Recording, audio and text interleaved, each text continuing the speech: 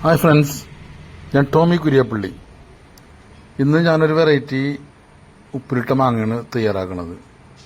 അത് ഞാനൊരു 45 ദിവസത്തോളം ഒരു മാങ്ങ ഉപ്പിലിട്ടിട്ട്, ഇത് വലിയ മാങ്ങയിൽ എടുക്കാനൊക്കെ കുറച്ച് ഇടങ്ങേറുണ്ട്. കുപ്പിയിൽ നിന്ന് എടുക്കാനായിട്ട് ഇത് വലിയ മാങ്ങയാണ്, എൻ്റെ വീട്ടിൽ തന്നെ ഉണ്ടായ മാങ്ങയാണ്. അപ്പോൾ അത് കേൾക്കുമ്പോൾ തന്നെ നാവിൽ വെള്ളം ഊറുന്നുണ്ട്. അതെങ്ങനെ റെഡിയാക്കണമെന്ന് നമുക്കൊന്ന് നോക്കാം.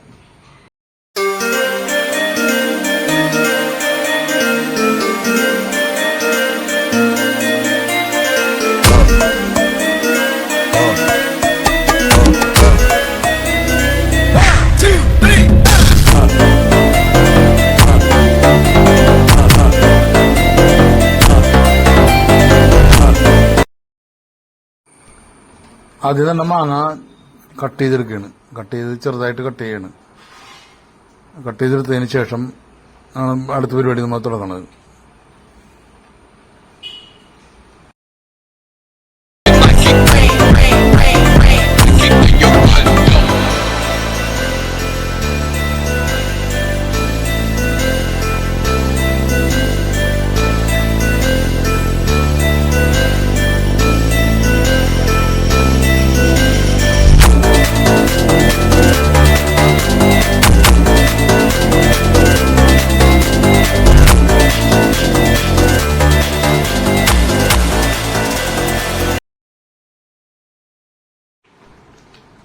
ഞാനിപ്പോൾ അടുപ്പ് ഒരെണ്ണം കത്തിക്കുകയാണ്. അടുപ്പ് കത്തിച്ചിട്ട് അതിലേക്ക് ഒരു ഫ്രൈ പാൻ എടുത്ത് വെക്കുകയാണ്. ഫ്രൈ പാൻ ഒന്ന് ചൂടായി വരണം.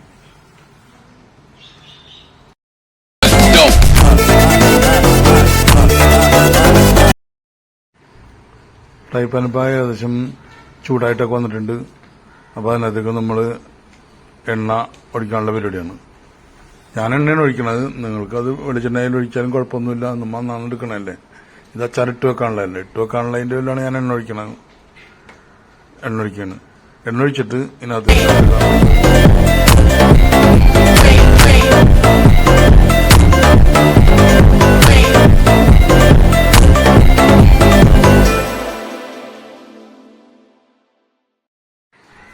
ഇപ്പം ഞാൻ അല്പം കടുക് ഇടുന്നുണ്ട്. കടുക് പൊട്ടി നല്ല അടിപൊളിയായിട്ട് പൊട്ടി റെഡിയായിട്ട് വരുമ്പോഴാണ് ഇതിലേക്ക് അടുത്ത ഉലുവ, അല്പം ഉലുവ ഇവിടെയാണ്. അതും ഒന്ന് പൊട്ടി റെഡിയായി വരുമ്പോഴേക്ക് നമ്മൾ എടുത്തു വച്ചേക്കുന്ന പച്ചമുളക്, ഇഞ്ചി, വേപ്പില, സവാള, വെളുത്തുള്ളി എല്ലാം ഇട്ടൊന്ന് വാട്ടണം.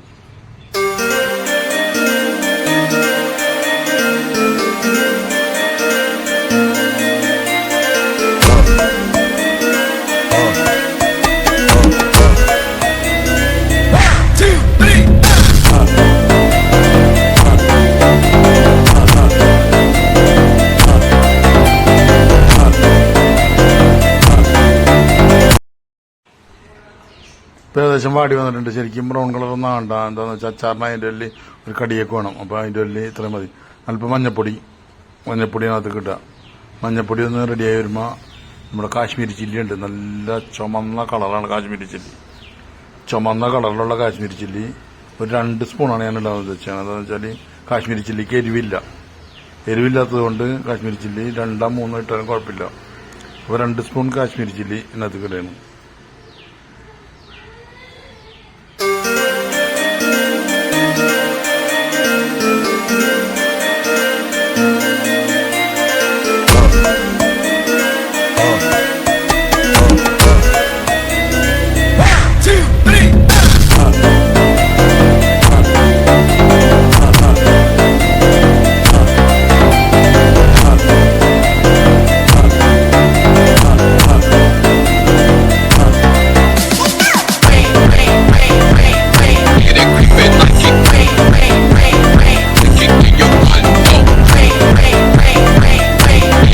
ഇപ്പം ഏകദേശം മസാലയൊക്കെ മുരിഞ്ഞു വന്നിട്ടുണ്ട്. അപ്പം അതൊക്കെ നമ്മൾ അരിഞ്ഞു വെച്ചേക്കണം മാങ്ങ ഇടാം.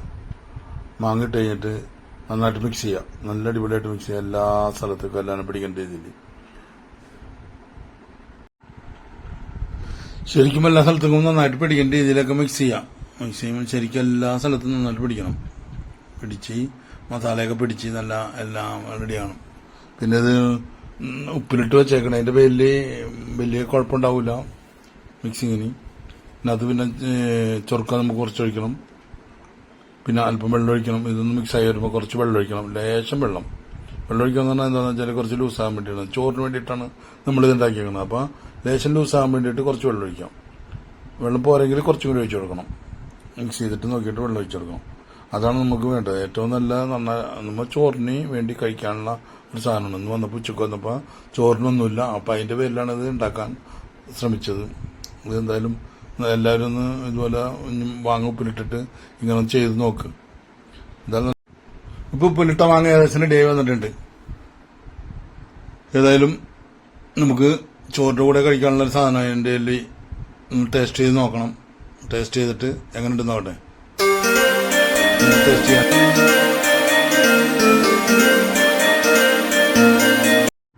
ഞാനപ്പോൾ ടേസ്റ്റ് ചെയ്യാനായിട്ട് കുറച്ച് കയ്യിലെടുക്കുന്നത് എങ്ങനെ ഉണ്ടെന്ന് നോക്കട്ടെ. സൂപ്പറായിട്ടുണ്ട്, നല്ല ടേസ്റ്റ് ഉണ്ട്. ലേശം പുളിയുടെ കുറവുണ്ട്, കുറച്ച് ചൊറുക്കിനകത്ത് ഒഴിക്കണം.